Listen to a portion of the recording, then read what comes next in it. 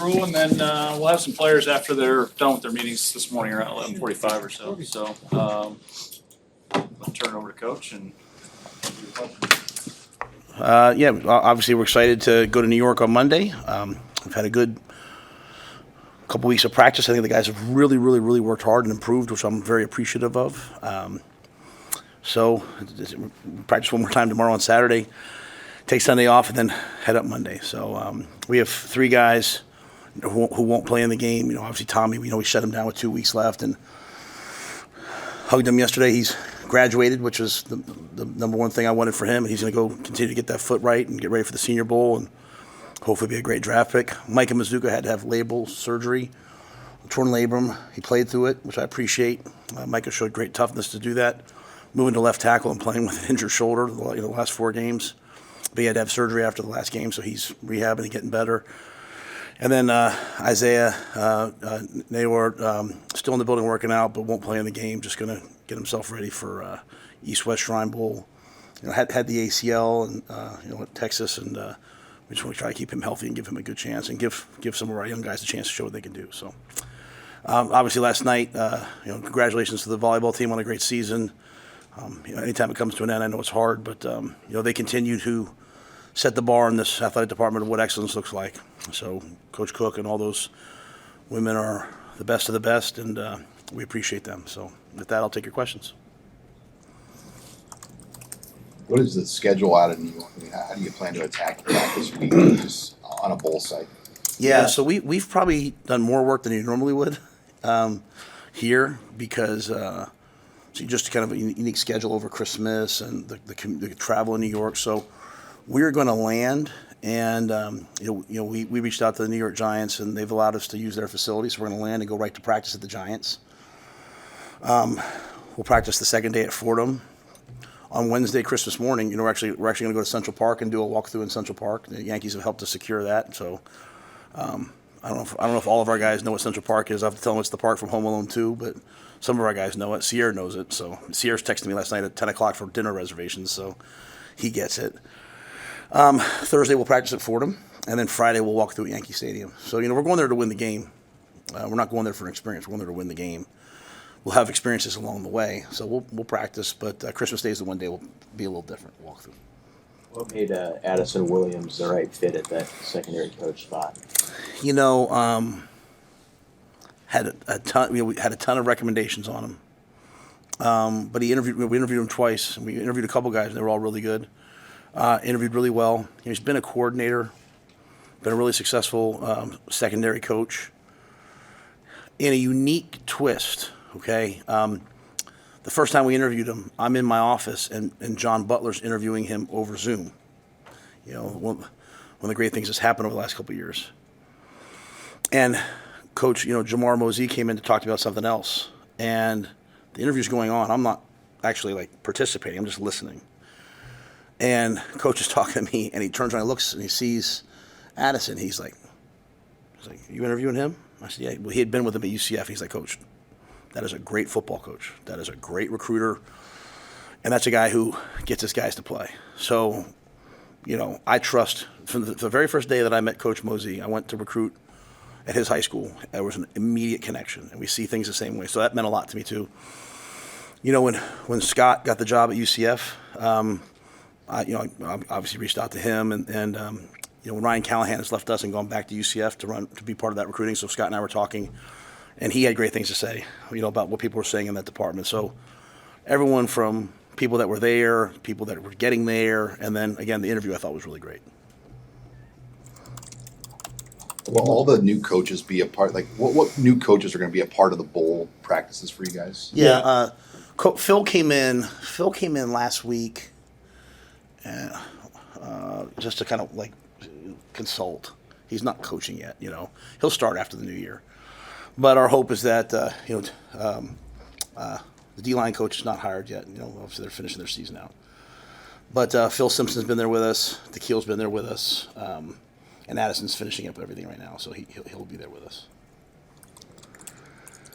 They have a pretty good, I have a really good pass rusher. What have you guys seen on film of him and, your offensive line and where it's at right now? How do you feel about it going this fall? He's elite. He's one of the best players in the country. And it's really across the board. Their O-line and D-line is really strong. But it'll be a tremendous challenge. He's one of those players. When I turn an opponent on, the first thing I do is when I look at their defense, I look to see if there's a player or something that they do that's game plan worthy, where you have to address it, right? He's game plan worthy. You have to chip him, you have to nudge him, you have to game plan for him, slide to him, etc. So he's dominant. How do you feel like, just broadly, your offensive line played, especially down the stretch? And then we're talking to Danny yesterday, and he was pretty candid about, well, we got to bring some more offensive linemen in to keep what happened this year going. Well, I think anytime you lose two seniors, two super seniors, really, you're going to look to address it. Offensive line's a unique position in that. It usually the true historical thing is you bring a kid in, you redshirt him. It's the best thing for him. The next year 2, you're hoping that they're in the rotation, and year 3, if they're a really good player, they're starting, right? So it's best to probably recruit, develop, and grow your own guys at that position. We've been here for 2 years. We're going into year 3, so some of the guys we recruited the first year, we're hoping that they can help you this year. So guys like Gunnar played this year, and probably wasn't the plan for him to play, but he played and he played well. So I think that you're going to look for offensive linemen all the time, and continue to recruit and develop your own guys. But I don't. I just want to make sure I say it. To me, it's a 3-year process at best if a guy's really a good player. I thought the offensive line really the last 4 to 5 weeks had a dramatic uptick. Played better. I thought when we part of it's just development and growth, and part of it was settling down maybe a little bit of what we were doing, kind of what Dana's talked about. Like, Dana's not changed anything; he's just shrunken down what we were doing, and I think that's helped. And I think Donnie's done a really good job of developing guys, and a lot of guys really that we have on the team, we think they're really good. They can be really good players. They just need the weight room. They need another off season. Is this an era where you sample more younger guys in a bowl game like this than you would have in the past, or is it just about you're playing the best guys to win the game, obviously, but do you want to integrate more younger guys into the rotation than you have? Well, I think the difference now is that people are going into the portal, so maybe don't have them, or they're opting out for the future. So that's the one difference. I will always, I have this thing I always say to myself all the time: just winning comes first. Just winning always comes first. So we'll do whatever it takes to win the game. We're never going to pacify somebody. You don't help somebody by playing them to keep them happy. But just the natural. What happened to Marshall, right? The natural move is that you have less guys, so it's an opportunity for some younger players to play. With that being said, there's some guys that we did redshirt knowing that they'd play in the postseason, so we have an opportunity to play them. So, yeah, I think you'll see some other guys in there. But I also feel like, the true measure of a man is to, leave a place better than you found it. And so if you were here and you built yourself here and you built this team to the point where they can get to bowl eligible and, end that drought, you should probably play in the game. So if they want to play, then we're going to play them. So to me, it's the end of this year, and it's the first game of next year. So it's probably a fine line there, and it's probably just it's up to each individual, and we look at each individual maybe separately. What can you say about just in general, how you feel your additions that you've announced have gone, your signings just through the portal, and how that process has played out for you guys so far? Well, I think I'm not even sure who we've announced. I'm sorry. Vince and Sean and all those guys handle all that stuff. I think what we're doing in the portal is probably twofold, right? Like, there's a couple positions or players maybe that we've said, hey, we want to go get that guy, like true NFL, like day 1, day 2, 3 free agency, right? Like, hey, we think this guy can come in and be an immediate impact player.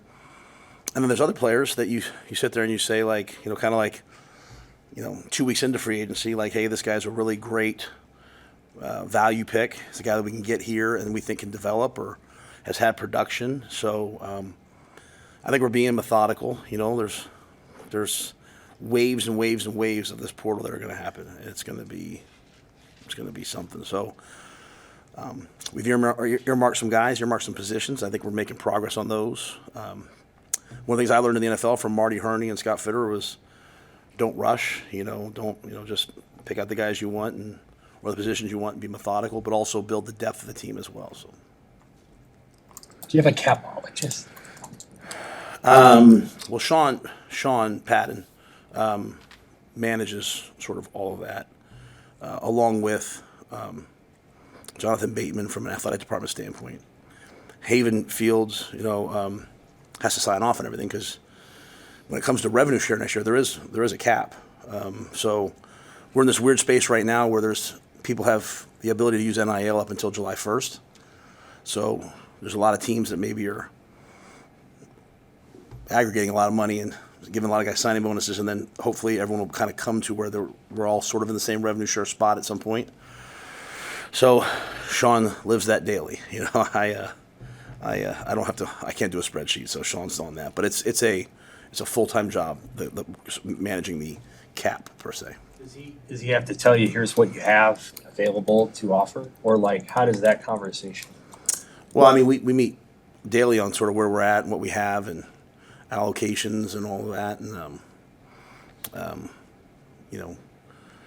so when you have a cap, part of it is just value, right? Like hey, we value this position more than this position, and we value, so the hard part is always letting your own players go.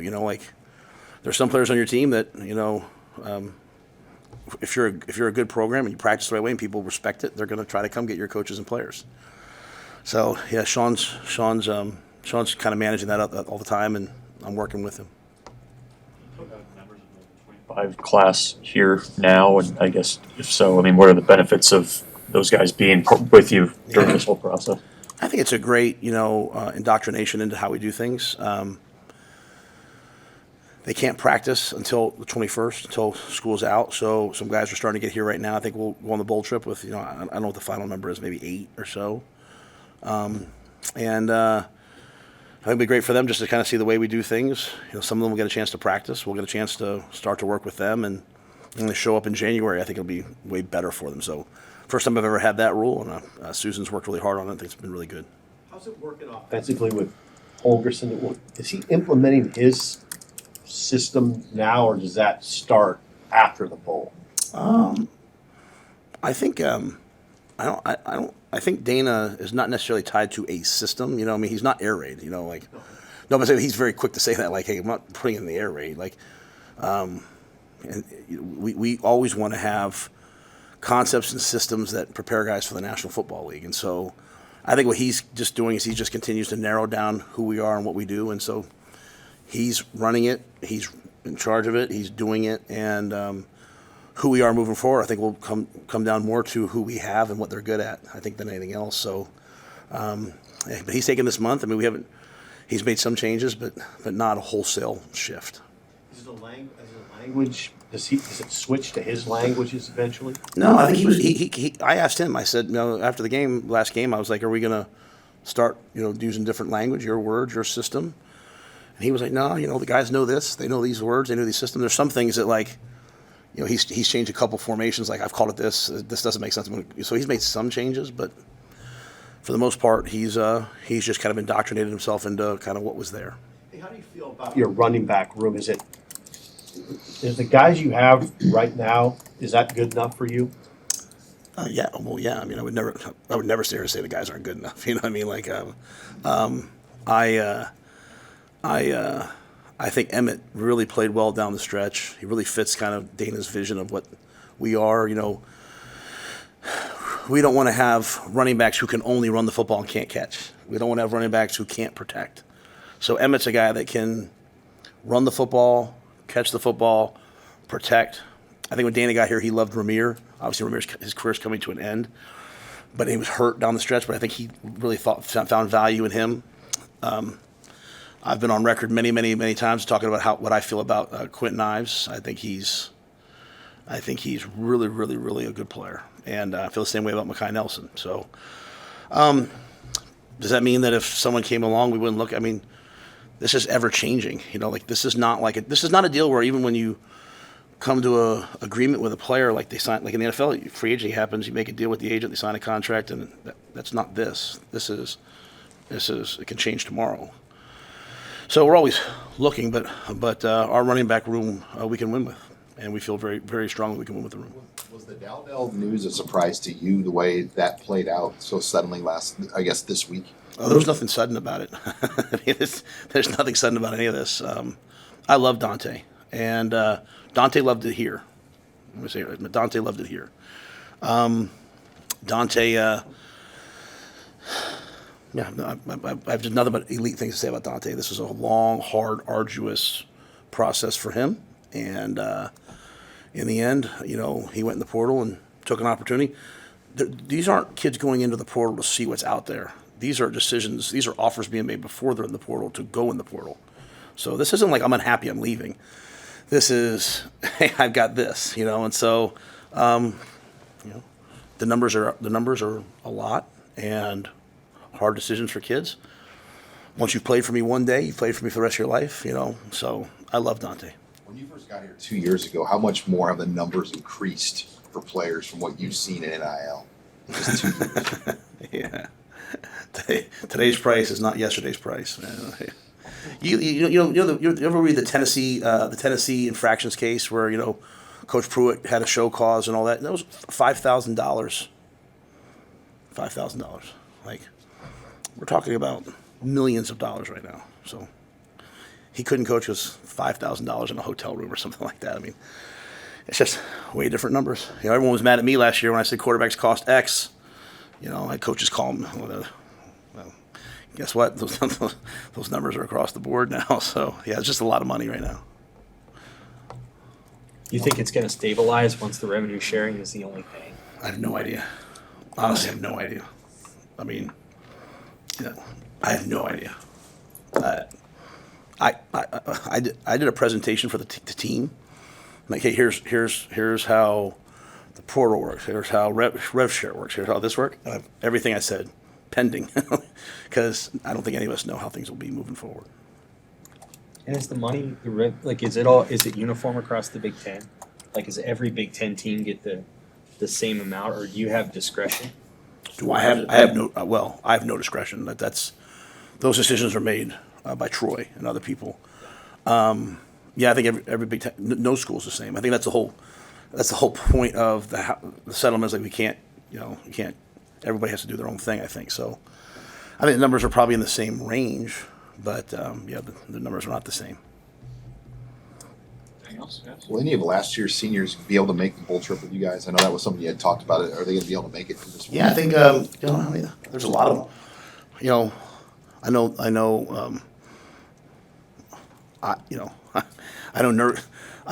know because it went on my credit card. I know Nuri's flying in from Germany, so thanks, Nuri. So the flights from Omaha are the same price as from Germany, though. So, but yeah, no, they're all coming. Well, not all, but a lot of I think a large group's coming, and they should. They mean a lot. I don't say they meant a lot. They mean a lot to me, and so it's the least we can do. So Julie and I, sometimes it's hard to show people how you feel about them. So this is a way we can show them how we feel about them. So excited for them to be there. Excited to watch your alma mater tomorrow.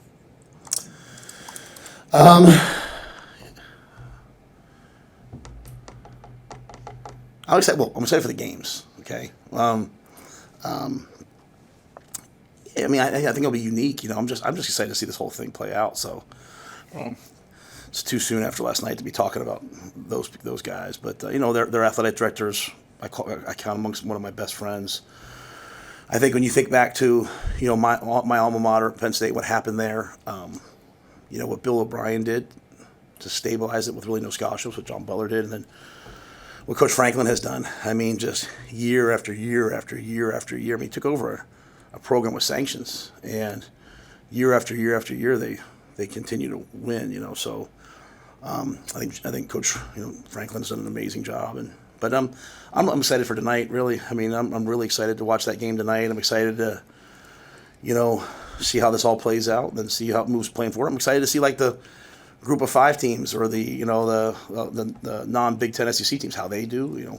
When I was at Temple, I would have stood here and fought that we should be in the college football playoff. And now I'm in the Big Ten, I'm like, those guys don't belong. Strength of schedule. So, it's nice to just have it all stop being all pundits talking and just let's play it out and see what happens. So weather and all that. So yeah, I think it'd be really cool. Thanks, guys.